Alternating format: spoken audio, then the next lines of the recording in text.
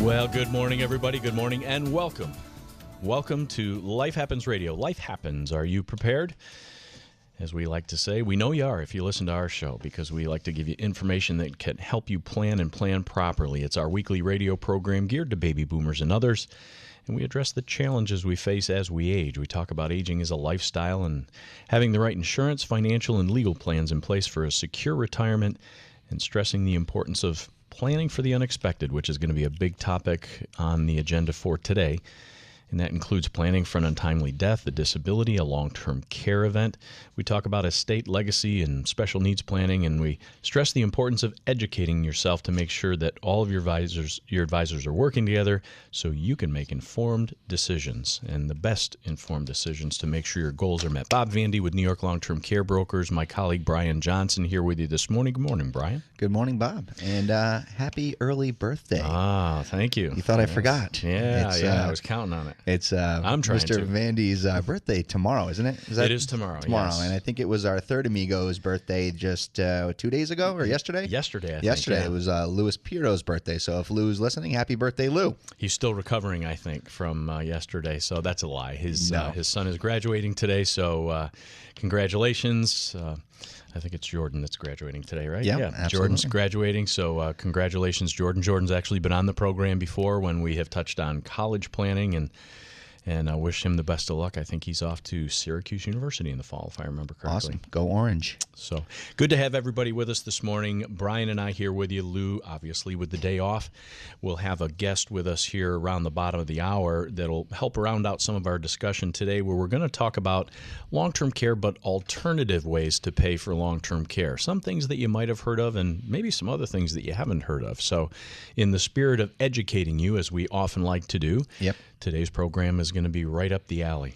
On the news front, boy, what a week this week. Holy cow. I don't know, and Brian and I were just talking about this before we came on the air, the whole Brexit issue and the Brits deciding to withdraw from the European Union. I think a lot of people just didn't see that coming, Brian. No, I think a lot of people were taken by surprise. I mean, I was watching a lot of the reporting leading up to it, and when I woke up the next morning, I was a little bit surprised to see that the UK left the EU. So, and it's going to be interesting to see what kind of an impact that has. Yeah, well, I know how it impacted my 401k. You're not supposed to look. I didn't. I did not look at it, but I can imagine the impact on it. So, it will be interesting to see how things pan out. They're tying it back to the political implications here with this presidential race. It's almost impossible to ignore that. It's on every news channel you can possibly watch. So, yeah, we'll have to keep our eyes on it and see what happens. And it's going to have financial implications, too. I suspect Steve Boucher is going to talk about that. Many of you know, of course, Steve does his show. Let's talk about money at noontime today. So if you're still listening, he does a great job. So my assumption is that he's going to have a lot to say about that, so we'll see. Oh, yeah. Probably a lot of phone calls. The other topic that I thought made a lot of sense, article that I thought made a lot of sense to share, Brian, and this is something that you and I talk about a lot, and we talk about it a lot with the advisors that we talk with, and by extension, the clients that we talk with. And that is, there was an article in McKnight's, which is a long-term care, not long-term care insurance, but a long-term care industry magazine, really more so from the standpoint of care providers, the nursing homes and the assisted living facilities and home care agencies. I think it's really geared to them. And it was an article entitled, "More than 1/3 of Americans think Medicare will cover their long-term care needs." And given the fact that we're going to talk about alternative ways to pay for long-term care on today's program, I thought it was apropos to share some of the highlights of this article. And it's about a month old now. It was May 22nd is when it actually came out. And it starts by saying many Americans anticipate Medicare to cover their long-term care needs, including extended nursing home stays, according to the results of a survey released Thursday. And, of course, this is Thursday last month before the 22nd. 38% of people surveyed as part of the 2016 Long-Term Care in America report said they plan on using Medicare to cover their care needs as they get older, despite the fact that the program does not typically cover most long-term care services and supports. Social Security checks and personal savings or investments followed as the second and third most anticipated sources of support. And it goes on to quote a gentleman by the name of Bruce Chernoff, Dr. Bruce Chernoff. He is the head of the SCAN Foundation, which is a think tank that I know I often use them for some of the statistical stuff that we look at when we're doing planning. And he says Medicare and Social Security were not built to cover long-term care costs, leaving American families unprotected. And as this survey shows, unaware of this fact. 1/3 of people surveyed by the AP NORC have done no planning for their long-term care needs, the results showed. So, takeaways. Yeah. First, people still think Medicare is going to cover it, Brian? They do. And, there's a distinction, Medicare and Medicaid. I know people really get those mixed up sometimes. And, Medicaid is a payor of long-term care services, and we talk about Medicaid frequently. But Medicare is really more or less my health insurance when I turn 65. Covers my everyday maintenance, my rehabilitative type care. And, if you have an experience with a family member that's needed rehabilitative, or you may consider long-term care, but for a short duration, Medicare may have paid for some of that. Medicare was really designed to cover, up to 100 days typically of rehabilitative type care. So if I have a loved one in a rehab facility, let's say after I suffer recovering from a stroke or something like that, but then if that person unfortunately dies within that 100 days, well, the family might be under the assumption that Medicare was going to pay for my long-term care because Medicare paid for mom and dad in that rehab facility. Yep. And once you start getting close to that day 100, the care is no longer rehabilitative in nature. And that's really what Medicare uses as a cutoff as to, when they're not going to pay anymore. Right. Day 101 comes, what happens? And that's the predicament many families get into, is because they've done no pre-planning, and then at that point, it's more or less crisis-type planning. Absolutely. So we see it all happen all too frequently. That's what Bob and I, spend a lot of our, and Lou, big parts of our practices in. Yep, no question. It was interesting. We drove this point home, I know you and I, this week, because we did our long-term care insurance academy that we do regularly at our offices in Clifton Park, and we get agents and financial advisors from not only all around New York State, but even other states as well. We had one from Jersey this week as well. We'll get people from Florida. We've had them from Arizona, Ohio, all over the coverage area, the people that we work with. And intuitively, they knew that Medicare was probably not a big payer, I found. But then when we started getting into the nuts and bolts of what that actually meant, it was interesting to see their eyebrows sort of raise up. And one of those issues in particular was that whole issue of observation status that we've been talking about. Because in the best situation, like you say, Medicare may pay up to 100 days. On average, they pay about 25 or 30.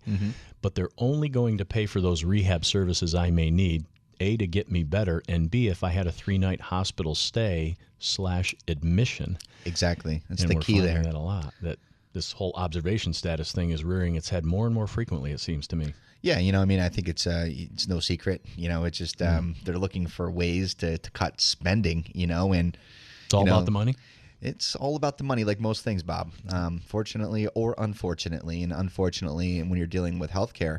But yeah, you need to pay attention to that. Be educated, because if you do have a loved one enter a hospital, you have to look to see really how that perceived admission is classified, because there's stories of people being in a hospital for days on end, but were never really technically admitted. They were put under observation status. And if that's the case, then Medicare may not pay for that rehabilitative care once that person exits the hospital or is discharged. So important to advocate for yourself and or your loved ones if that situation presents itself. So the other point or the other takeaway from that article, in addition to the fact that Medicare does not pay typically for long-term care, is the fact that too many Americans have not yet taken steps to plan for this. Yeah. Maybe there's an anesthetization that goes on there that I think something's going to pay. And as we know, oftentimes that's not the case. You need to do some planning. And that's going to be a big part of what we want to talk about on the program, and we'll get started with that after the break, is what are some of those ways that we can pay for long-term care. We'll talk a little bit about the traditional long-term care insurance solution just to kind of give people a foundation, but what are some of the things you may not have heard of? Yeah, what are some of the more cost-effective ways? And with everything happening yesterday, too, with the whole Brexit, it brings in another planning consideration, too. I was talking to a client yesterday, and, probably was able to pay for some services out of pocket, but you just don't know what the market conditions are going to be at that time that I need long-term care. Sure. So what happens if, we're in an environment like we had yesterday, or even worse, like 2008, where people lose half of their investments due to market conditions, and then I need long-term care at the same time. Well, that's something that we have to take into consideration when we're doing our planning, because I may have assumed that I was just going to be just fine, but due to other circumstances, might not be. Perfect storm for all the wrong reasons. For sure. But we can help you plan for it. So stick with us. When we come back, we'll tell you how. You're listening to Life Happens Radio. Life Happens. Are you prepared? We know you are if you listen to us. We're on 810 a.m. and 103.1 WGY. You're listening to Life Happens, and we'll be right back after this short break. Well, if you're out there today, you're dancing in the light, not the dark. A little Springsteen for us today. Thank you, Tomer. Appreciate that. Good to have everybody back with us. Bob Vandy and Brian Johnson, your co-hosts. New York Long-Term Care Brokers is our firm. And we spend a lot of time helping your advisor or planner, or working with you to help you find the right insurance product solution. And we've done that for a number of years. Our firm has been around for over 20 years now, providing that service. Pierro, Schaefer, and Connor, by the way, okay, as we mentioned, Lou not here today, but they help you put the right legal plans in place to make sure your plans are carried out the way you want them to be carried out. And we work closely with them in a number of instances, because you can't plan in a vacuum. Yeah, and if anybody listening today wants to call our office and review your plans, obviously feel free to do that. We do that on a regular basis with people. There's never a charge to sit down and put some of these issues on the table and just review your current planning and your current insurance policies. And you want to review those things every so often. And the number at our office at New York Long-Term Care Brokers is 518-371-5522, extension 156. And as always, leave your name, phone number, and we'll get back to you if you did want to schedule a time to sit down and review these things. It's all about educating yourself. It is, and just be prepared and make sure that your plan is still valid, and the insurance policies are still competitive. Sometimes there's different things or enhancements that we can do, or you might just be in a fine position, and we help people determine that as well. Absolutely. And when it comes to long-term care, and we were talking about the fact that Medicare does not cover long-term care, although a pretty hefty segment of the population, over a third, think it does, it leaves us with the question, Brian, what does cover it then? Yeah. And that leads us down the road of a topic that is of keen interest to both you and me, and that is long-term care insurance in whatever fashion it might be.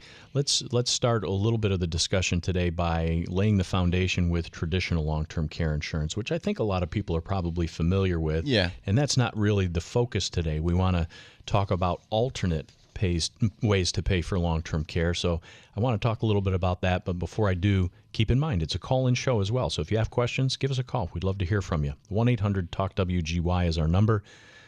1-800-825-5949. Star WGY will get you here as well. Star 949 if you have a question for us. Brian, traditional long-term care insurance, quick snapshot of how that works. Yeah, traditional long-term care insurance is the one insurance that was specifically designed to cover home care, assisted living, and skilled nursing.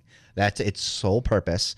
And I still tell people that if planning for long-term care is the number one concern, nothing will do it better than a traditional long-term care insurance policy.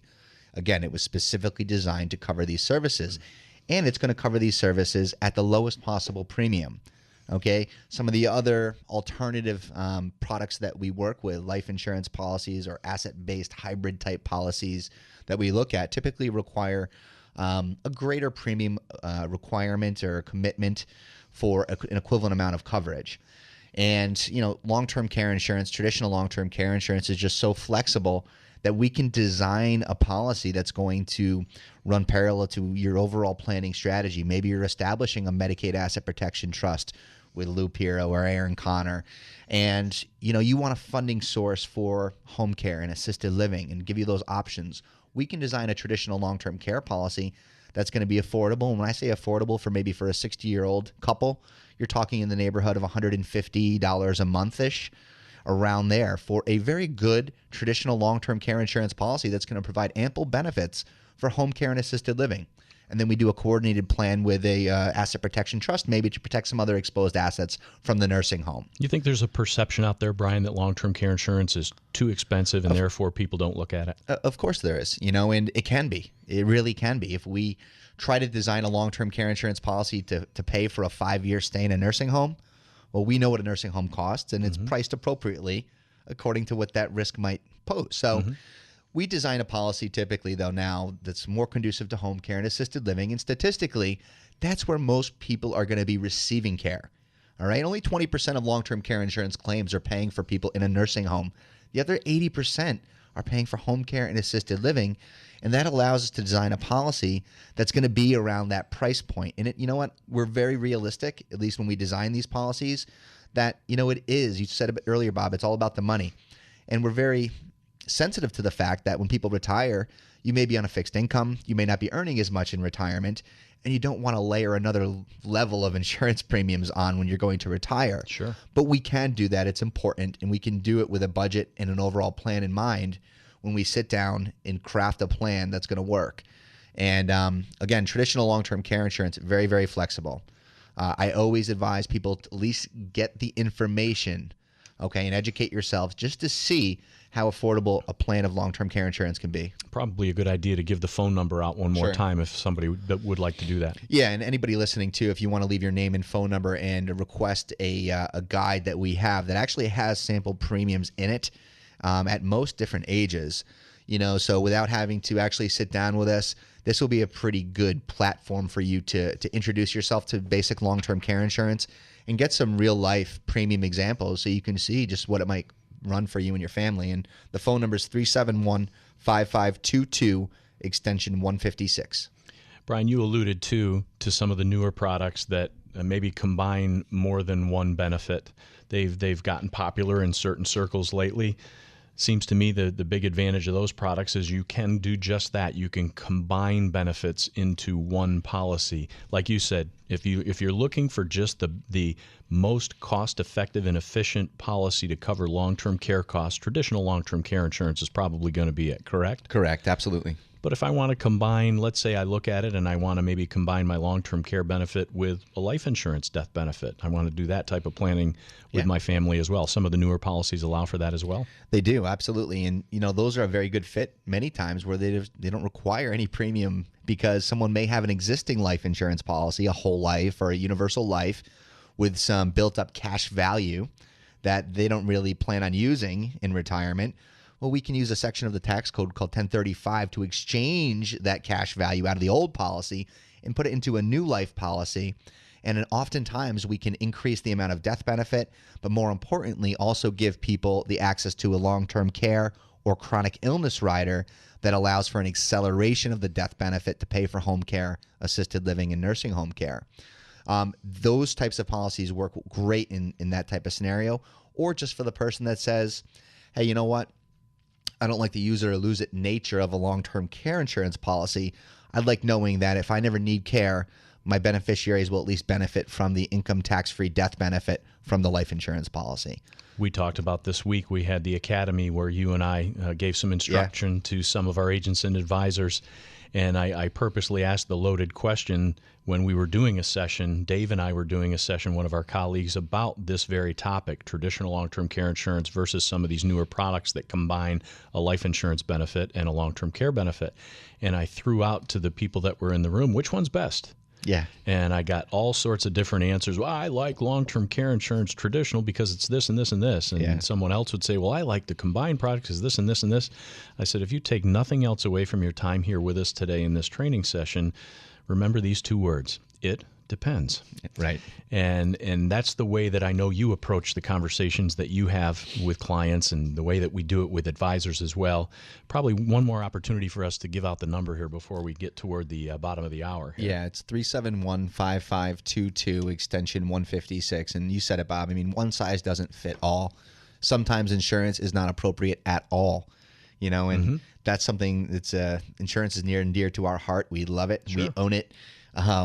But again, at the same time, when we sit down with people and objectively look at, what their income is, what their assets look like, many people may just be comfortable self-insuring that risk. And that's okay because we've gone through the exercise of taking inventory, mapping out this plan, and we've put it in, we've thought about it. We're not just winging it, so sometimes that's the best strategy as well. And it's just a really useful exercise to put all these things on the table and allow us to kind of, develop a plan with you, with your attorney. It really works well, and it's, we're insurance people, but it's like that's equivalent to our work of art. Really, it's our masterpiece, if you will. Not to be dramatic about it, but it really is. And it makes us feel better knowing that people have thought through this process, and we've been able to help guide them. And I know we sometimes overuse the expression, but make an informed decision. That's what this is all about. We educate you, and then you decide what you're most comfortable with, what you think best fits your particular situation. And the answer to that is different from one person to another. And it's not that one is better or worse than the other. They just work a little bit differently. Yes. And there is a lot of flexibility in those products. There are some that you're able to fund on an annual premium or a monthly premium basis where you just pay it just like you normally pay life insurance, whether you pay your life insurance every month or once a year. And it's just a special rider that you can add on. There are even some products out there, as you know, Bri, that you can put a single premium in or a single deposit in, where maybe I have some lazy rainy day money sitting in a CD earning 0.15% or whatever my 6-month CD is earning right now.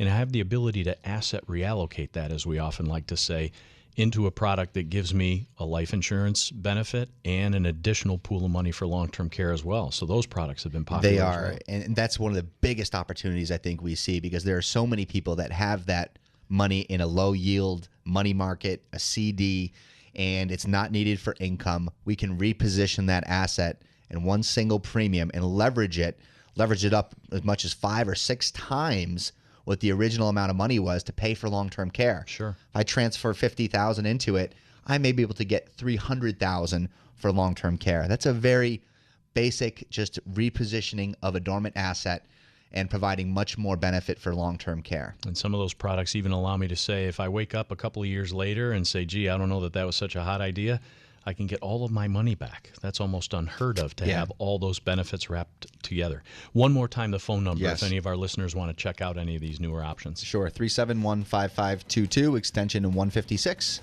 All right, and we're going to take a quick break here. We're going to have a special guest with us. Don Poole is with us from Life Care Funding, and we're going to bring him into the conversation here when we return from the break. So stick with us. Life Happens Radio is who we are, but you knew that already, didn't you? Life Happens. Are you prepared? We're on 810 and 103 on WGY, and we will be right back after this short break. Flashing us back, Tomer. Both from the 80s, I think, so far. Oh, this one is. Yeah, this is 78, 79 probably. Yeah. The Cars. I don't think Toner was born yet. Are we going to? No, he's not. He admitted it. Yeah. We don't want to throw him under the bus. Welcome back, everybody.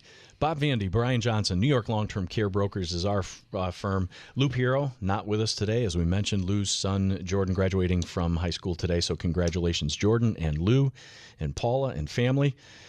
On Jordan's graduation, so sorry he couldn't be here. On our topic du jour today, alternative ways to pay for long-term care. And in the first part of the hour, we were talking about some of the more traditional and a little newer and maybe less traditional ways of paying for long-term care. Brian gave us a terrific summary of traditional long-term care insurance, which has been the standby, if you will, for decades in the long-term care planning end of things from an insurance standpoint.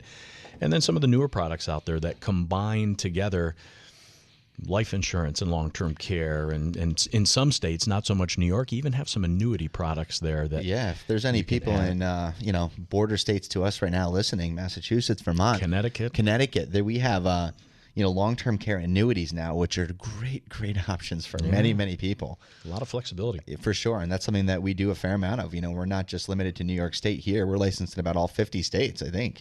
There's I guess the takeaway is get your options, sit down and look at everything that's available to you and piece together a plan. And what we're going to talk about, I think, for much of the remainder of the show is an alternative funding mechanism to pay for long-term care. Maybe it's to the point where it's too late for me to apply for traditional long-term care insurance or a life insurance policy with a long-term care rider because of my age. Maybe it's not affordable, or maybe I'm just not healthy enough to qualify, which we see frequently as well. Yeah, but there's an opportunity here if someone owns an existing life insurance policy. And I'll turn it back over to you, Bob, to introduce Don, I guess. Absolutely, Brian. But we're excited that Don's on the phone with us of Life Care Funding, because these new products that Don has and is going to talk about provide a great benefit for many, many people. Absolutely. And I want to remind everybody, it is a call-in show, so if you do have a question or a comment, either for Brian or myself or our guest who I'll introduce here momentarily, Don Poole, 1-800-TALK-WGY is our phone number. That's star WGY will get you there as well, star 949 if there are any BlackBerry users left out there. And Don is with us today. Don Poole is a co-founder and the chief marketing officer with an organization called Life Care Funding. Don, are you with us? Yes, I am, Bob. Brian, how are you? Great, Doing Don. well. Thanks for calling in today. Good to hear your voice. Yes. You too. Good to have you with us, Don. And let me kind of lay the foundation and then have you give us the 20,000-foot view, and then maybe we can dig a little deeper. As Brian mentioned, we spent the first part of the show really talking about insurance-based solutions to the long-term care financing conundrum, if you will. Sure. Yep. And if you have time and you have the affordability and the health, that is I think we could all agree, the best way to go to, privately financing for long-term care. Given some of the Medicare issues we talked about at the top of the hour, for the right person, it's really the right way to go. But we can't solve the problem for everybody. And in many instances, you have some people who are either at or near a crisis situation where I didn't do any planning. Maybe I'm in my early, mid, late 70s or into my 80s even. Is all lost for me? I mean, is there another option out there? I know it's a loaded question, but tell us about Life Care Funding, if you would, Don, and in particular the Life Care benefit that you guys make available. Absolutely, Bob, Brian. Yeah, no, I think you're absolutely right that if people really want to protect themselves and their assets and their family from a long-term illness, traditional long-term care insurance is a great bet. Most of the people we work with did not buy long-term care insurance, unfortunately, and are facing some sort of long-term care need. But they do have, like you guys said, an in-force life insurance policy that they think the only way they can use it is to die, right? They call it a death benefit. But many people don't know that you can use your life insurance while you're alive to pay for care. You can turn the death benefit essentially into a living benefit to pay for any form of long-term care.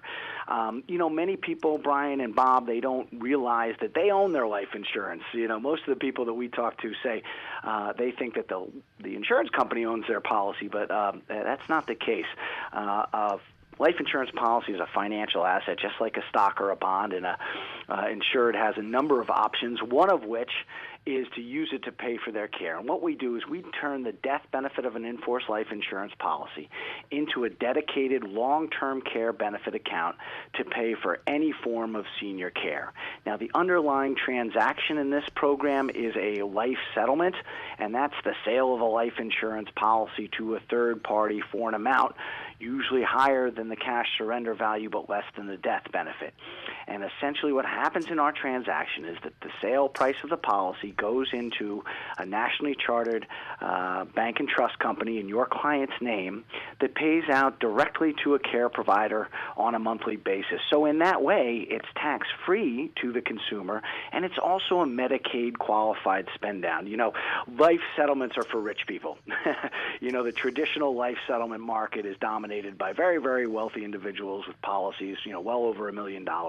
We are from the long-term care industry, the founders of Life Care Funding, and what we saw coming to our communities were middle-class families with policies generally under $1 million, and in fact, generally under $500,000 in death benefit, who had an immediate need for care and couldn't afford that asset any longer, either because the premiums were becoming a burden, because it was now combined with a care need and a liquidity crisis, or they were spending down to Medicaid, and of course Medicaid does not let you keep a life insurance policy. So what people were doing when we saw them coming to our communities and home health care companies were dumping their policies and going either right onto public assistance or not realizing that they had this option of using their life insurance policy to pay for care. So Don, that's what we do. And let me interject there, Don, because just for the uninitiated in the audience, I think there's an important point we should make here, and that's, let's just take a rough example. I have that $100,000 policy, and maybe that $100,000 policy has $10,000 of cash value in it. Sure. Generally speaking, when people are confronted, and not to get into the in-depth Medicaid rules necessarily, but Medicaid says, hey, if you have a life insurance policy and the face amount of the policy is over $1,500, then the cash value of that policy is now considered a countable asset for Medicaid purposes. Well, what that leads a lot of people to do, because of either the affordability issues that you mentioned or the mere fact that they need to liquidate that policy to pay for their care, is they do what? They surrender the policy. So I have this $100,000 face amount policy that I get my check for $10,000, and on my way I go, I spend the $10,000 on my care, and that's the end of that. But what you're talking about is selling the policy to a third party, and by doing that, I have access to more cash than just the cash value of the policy, generally speaking, correct? Absolutely, yeah. The cash value really has nothing to do with the present-day value of the life insurance policy on the secondary market. A life insurance policy is a mortality or longevity-based asset, so its value is directly related to the life expectancy of the insured. Now, that's a difficult conversation. I get it, but you got to understand that that's the way the life insurance companies look at it. That's the way the IRS looks at it. That's the way Medicaid looks at it. So your client needs to understand the nature of the asset they own and consider all their options. So the cash surrender value is really an arbitrary number that is assigned to that policy contract. When you buy it, that says in some time in the future, if you decide you don't want this, we'll give you this, right? It really does not correspond to the true value of the asset. Now, again, it is all about life expectancy. So somebody who has a policy that they don't need or they can't afford sells it to an investor based on two criteria. One, how much is it going to cost for the investor to keep the asset in force over the life expectancy of the insured? That calculation is then made.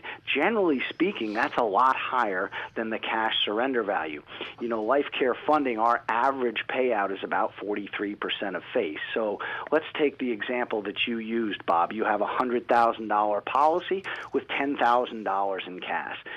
Using our average, which is 43%, if you surrendered it back to the insurance company for Medicaid purposes, you would get $10,000 that you could, again, spend on care to qualify for Medicaid, part of a Medicaid qualified spend down.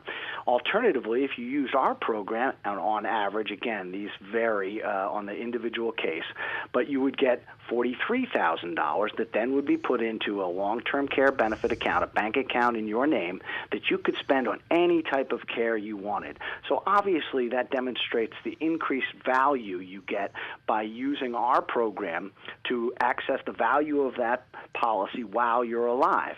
Now again, probably the best thing for you and your heirs is to try to keep that policy because again, if you die, your beneficiary gets a tax-free, probate-free death benefit. That's a great thing. That's really valuable. It's probably why you bought the policy in the first place.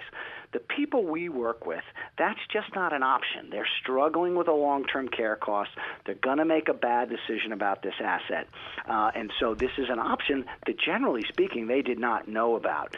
Now, just by way of information, right now in this country, there is $500 billion of in-force life insurance in the hands of senior citizens 65 years and older. Right now, $500 billion of death benefit. That's a lot of money, right? Now, unfortunately, seniors with very smaller face policies have very little options to access the value of that policy, and ultimately 88% of all policies issued will never pay out a death benefit.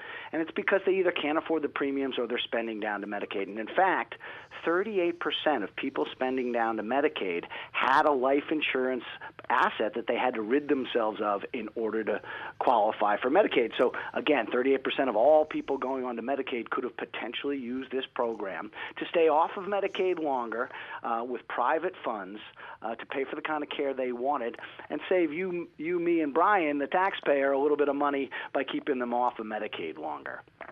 Great points. And I want to take a break, Don. And when we come back, there are two really big points that I think we want to make sure we reinforce or make clear based on what you've described here. So I'm going to ask you to sit tight with us if you don't mind and stay on the line. I'll remind everybody of the phone number to call in if you do have questions. We work closely with Don and the folks at Life Care Funding, so we can make this program available to you.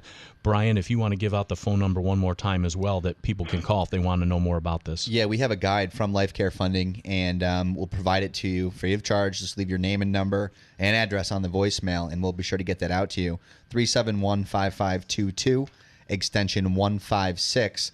And, this is, if anybody's listening today that has a loved one, maybe in a nursing home, in assisted living, receiving home health care, and paying for those services are a challenge, but there is a life insurance policy that exists, then this might be a wonderful solution to introduce this stream of financing to pay for the care your loved ones may need. And we'll talk about two big reasons why this is so important when we come back the other side of the break. So stick with us. Bob Vandy, Brian Johnson with you, New York Long-Term Care Brokers. Don Poole is our special guest on the line. He'll be back with us as well. He's with Life Care Funding. You are listening to Life Happens Radio. Life happens. Are you prepared? We're on 810 and 103.1 WGYN. We will be right back after this short break. Yes, they are. The boys are back in town. And those boys are Bob Vandy and Brian Johnson with New York Long-Term Care Brokers and Don Poole with Life Care Funding. Lou, of course, is off today, so the good folks from Pierro6 and Associates are here in spirit, if not live, with us. So, Lou, congratulations once again on Jordan's graduation. Don Poole is with us. And before the break, Don, you were giving us the bird's eye view of Life Care Funding, and in particular the life care benefit that you make available to folks who maybe have a life insurance policy that is more of a resource for them than they thought. And this is a program that I find, and I think Brian would agree that he finds a vast majority of people are not aware of. And to me, there are two big points here that I think need to be made, or at least reinforced if we've already made them. The first one is that by taking advantage of this program with Life Care Funding, I'm remaining private pay for an extended period of time. Now, we're in the state of New York, and the raw reality is Medicaid has a pretty robust program, certainly for home care, a little bit less so, a lot less so, I suppose, for assisted living, and then, as most states, pretty comprehensive for nursing home care. But I think when you consider, as Brian mentioned earlier, that a vast majority of the care that's given out there is given at home, if I can remain private pay a little longer than I might have otherwise, that can be beneficial to me because I'm maintaining control over my care, decision-making over my care. Maybe I move up a couple of rungs on the ladder, Brian, in the priority scale if they know that I'm paying private pay as opposed to via the Medicaid program. Mm-hmm. So that's point number one. The other point, and I want you to chat about this a little bit more because I'm not sure it was clear, Don. You mentioned that the life care benefit is put into a special account. One of those unfortunate things that we have talked about on our Life Happens radio program occasionally is the instances of elder abuse. And it's not very pleasant to think about. And sometimes we would say, no, that wouldn't happen. But we do know that sometimes family members and friends, when they have a little bit of cash in their pocket, maybe the individual who we should be taking care of, that care is compromised as a result of that. This is a program that helps protect against that. Would you agree? And before you answer that, Don, too, I'm going to go with a second follow-up question because I want to get as much information as we can in the short time we have left. I want you to just, after you talk about Bob's issue of how do we prevent against elder abuse with this program, what types of life insurance policies are available to convert to this life care benefit? So I'll turn it over to you, Don. Sure. Two great questions, Brian. First of all, 82% of financial fraud against seniors committed by somebody they know, usually somebody in their family. So the long-term care benefit account, so again, the sale price of the policy is deposited in our program into an FDIC-insured irrevocable account. It's a nationally chartered bank and trust company in your client's name. And usually it's the POA who controls that account because the insured is generally needing some sort of care and generally has some memory issues. And again, the account is a bank account in your name that you think of it as a debit card for long-term care. You direct payments to any form of care you want. It can be anything related to your long-term care, building a ramp up to your home, putting in a walk-in tub, paying a family caregiver, what have you, whatever you need. But again, it has to be related to your care. So, Johnny can't, take a trip to Mexico using Nana's long-term care benefit account. That's not how it works. And we do get those calls every once in a while file from family members looking for some money. But it is their money, and if it's paid through this irrevocable account to a third-party care provider, the tax consequences are a lot better for your client because monies from the sale of a life insurance policy that are spent on long-term care are tax-free. Qualified long-term care services, it's a benefit to your client, so it's paid for. So you do. A lot of people use our program. The mother, the insured, the person who needs care is, let's say, in New York, but the kids are scattered around the country. So they like it that the money's locked up in this account specifically for mom's care. The only one living with mom is little Johnny, and he hasn't had a job in a couple of years. So if we dump a lot of money into mom's account, that could be problematic, right? So they like that. And again, it's taxed, and we keep track of those payments for Medicaid spend-down purposes as well as tax purposes. Obviously, people should consult their accountants for any transaction like this, as you guys know. In terms of what policies are eligible, any type of life insurance is eligible for our program: term life, group life, universal life. The death benefit must be greater than $50,000. So we go down as low as $50,000 in death benefit. But again, it can be any type of policy, and it's not appropriate for everybody. This is a program that people need to look at very carefully. And, most people buy life insurance to protect their loved ones. But obviously, over time, circumstances change. And that's, if your kids are growing up and independent, maybe you want to use your policy to pay for your care so you won't become a financial burden on your kids. Are the premiums growing too fast? Because, many policies, as they get older, the premiums increase. So people have to analyze their needs. Life insurance is just one of many assets you can use to pay for care, and it's really the client's circumstances that will dictate whether or not somebody wants to use this program. Don, do I have to be a certain age in order to qualify for this? Great question, Brian. It is really about physiological age more than it is chronological age. So, okay. Again, you got to remember the two key determinations about value for a life settlement transaction or life expectancy and the policy cash flow dynamics, right? How much does it cost to keep this policy in force over the life expectancy of the insured, and then the calculation of time value of money, right?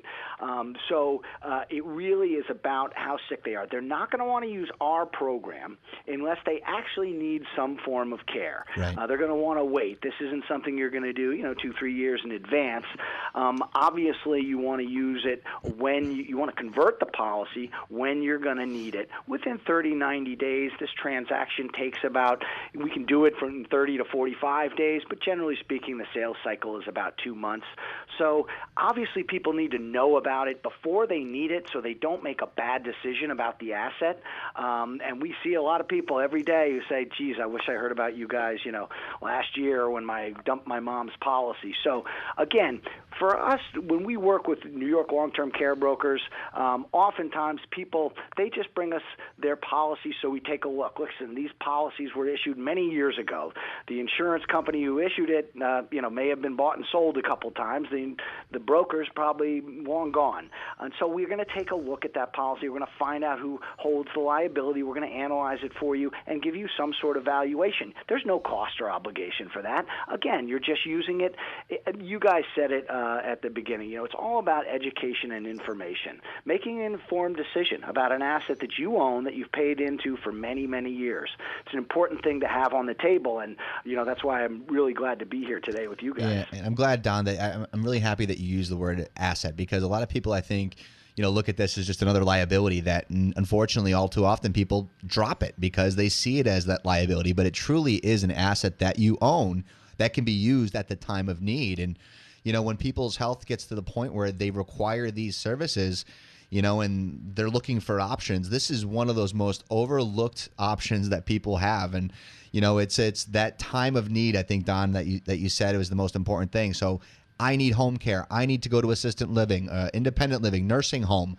Then that's the time where we can really unleash the power of this asset that you've been paying for your whole life. Without question. And Don, I want to ask one other question. Maybe you can clarify, because I can hear some people out there who might be listening saying, well, wait a minute, it's life insurance. I bought it for life insurance.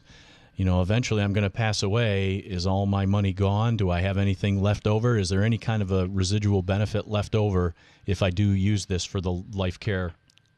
Oh, that's a great question, Bob. Great question. So the sale price of the policy, which generally ranges between 20 and, let's say, 65% of the death benefit, up to 70, depending, again, on life expectancy, that money goes in. Let's use our example. We had a $100,000 policy, and we got $42,000.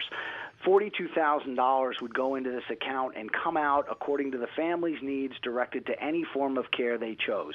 Let's say they spent $23,000 and then the insured or the mom or dad passed away. There's $20,000 remaining in the account. That would go to a named beneficiary, either the kids or the family, as a tax-free death benefit. So again, there's no penalty for that for if you die prematurely before the benefit is spent. And now again, conversely, once that benefit account is depleted, they no longer own the life insurance policy. They no longer collect the death benefit. But again, now they're ready for Medicaid because they're not encumbered by this asset for Medicaid qualification purposes.